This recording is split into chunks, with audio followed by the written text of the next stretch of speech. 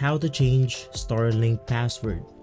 Hey guys, if you recently have your Starlink and you don't know how to change the password, this is the right video for you.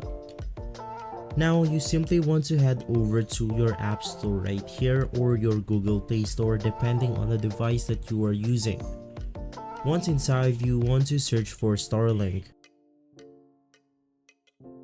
From here, you can just go ahead and download this application from SpaceX.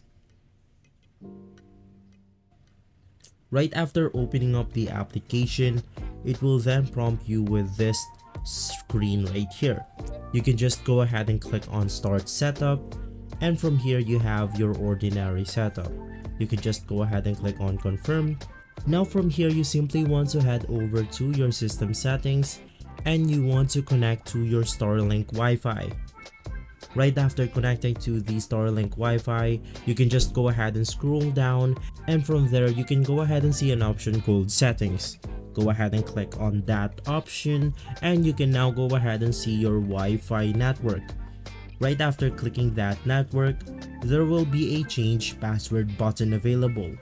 Just go ahead and click on it and you should be good to go.